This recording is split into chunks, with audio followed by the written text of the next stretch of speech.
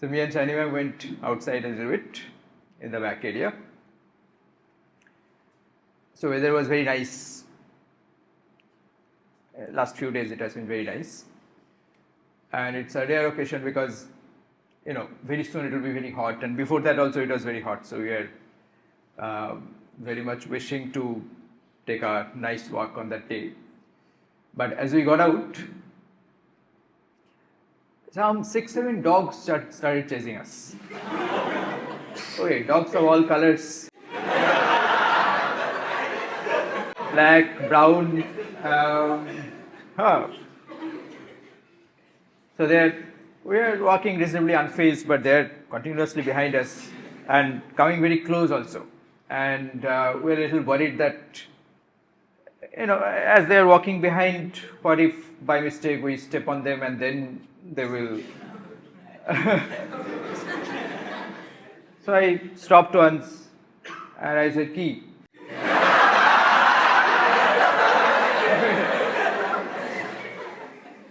And the dog, the black one, it made a very long growling sound. With all his teeth out, it made that sound. And that sound, I know what it is. So that sound is a demand for food. So after interacting with dogs for some time, I got to know this. I told this dog that Kishu nahi, chole ja apun.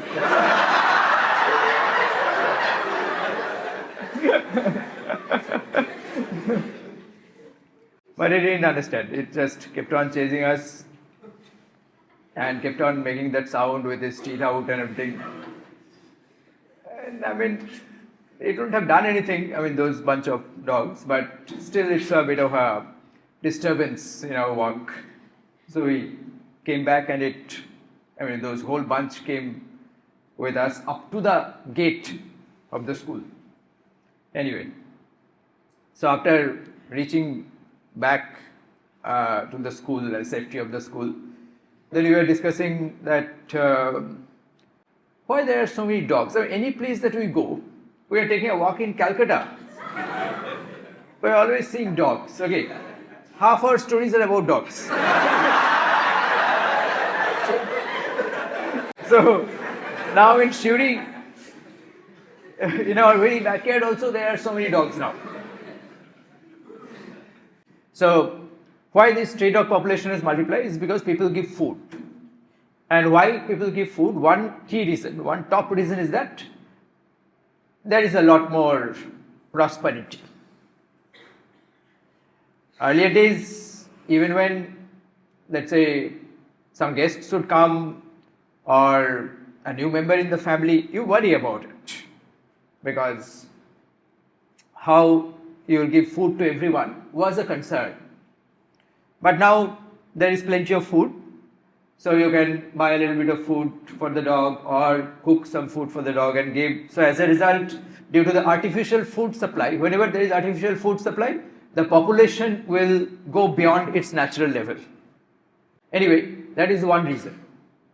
The second reason is that, that is a more fascinating reason, is that you will see in India there is a stray dog population, but also the pet population has increased quite a bit. Pet dogs also have increased compared to 1970s, 80s.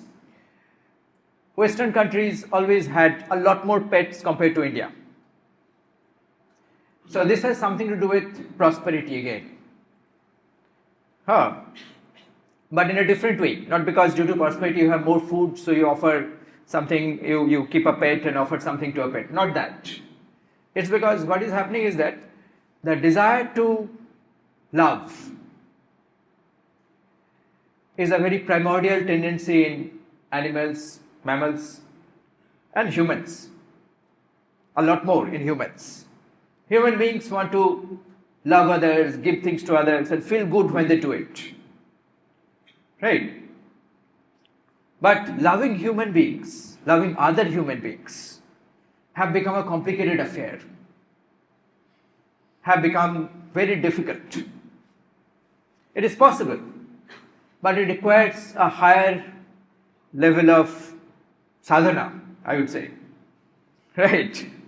More patience, because let's say you offer your love, what if it is exploited? What if it is not reciprocated? What if they feel you have an agenda? Okay, so there are many ways love between two humans or a group of humans get very complicated.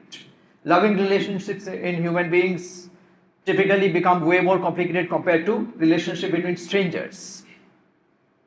You have in an office, you have certain colleagues or clients, the relationship is reasonably transactional but straightforward. But at home, the relationship between the parents and children, relationship between the spouses, relationship between the two siblings, or at school, relationship between friends, all of these are complicated. There are expectations, there are perceived humiliation, all sorts of things are there. And as a result, human beings have become very wary of other human beings. Right? You want to love, and it's very natural to love other human beings because you can connect most easily with other human beings when speaking the same language. But in spite of we being of the same species and we speaking the same language, connection has become very complicated. So people have become very wary, and then they have to give their love somewhere. That's why dogs. Because when you offer food to dogs, you feel some satisfaction of giving love because you want to give. Somewhere you want to give. And the dog does not really exploit you. You go next time, it will wag its tail, it will look at you unexpectedly. It gives you love back immediately. Okay, so there is reciprocity, there is no, there is some gratitude, there is no exploitation, there is no further complication, there is no jealousy, nothing. It's all very simple.